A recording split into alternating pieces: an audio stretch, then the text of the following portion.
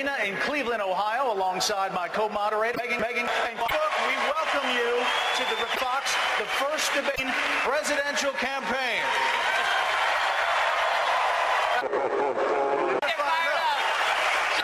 Without further ado, let's begin. Gentlemen, we know how much you love hand raising. Mr. Trump. Mr. Trump. Mr. Trump. So, Mr. Trump.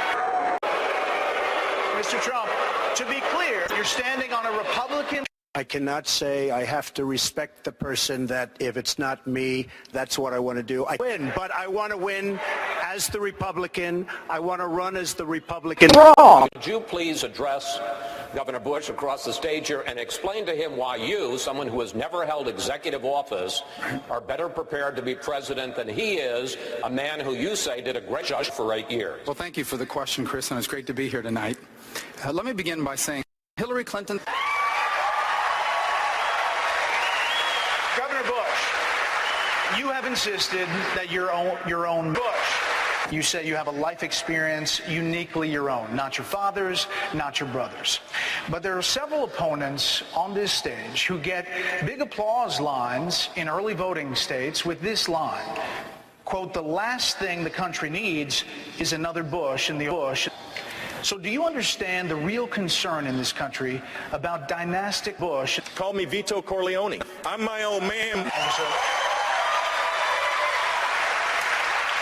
Mr. Trump. Mr. Trump. Mr. Trump. I think the big problem this country has is Rosie O'Donnell. Senator Cruz, your colleague, Senator Paul, right there next to you, said a few months ago he agrees with you on a number of issues, but he says you do nothing. You have a toxic relationship with red meat.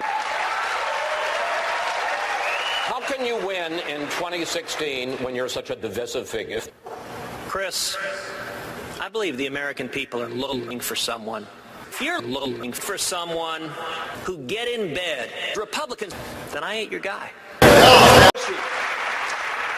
You're not exactly the darling of Facebook. You tout the most people talking about you, not surprisingly, come from your Facebook. One of the top issues they are talking about is the Facebook. If you think it's bad now, you should have seen it when I got there.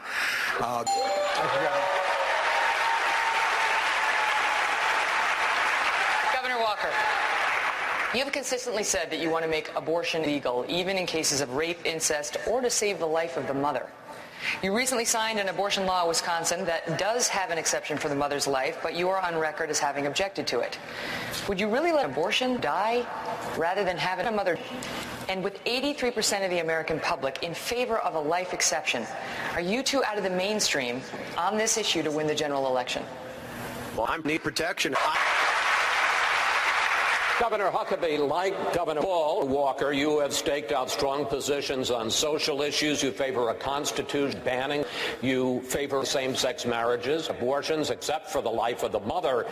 Millions of people in this country agree with you, but according to the polls, and again, this is an electability question, according to the polls, more people don't. So how do you persuade enough independents and Democrats to get elected in 2016?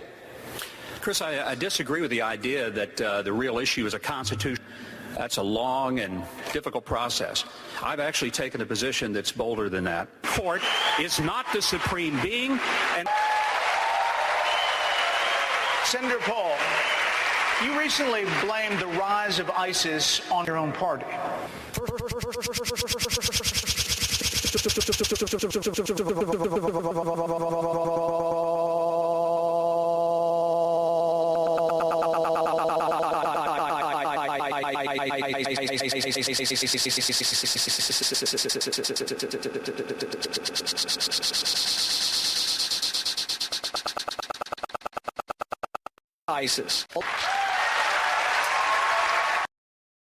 ISIS.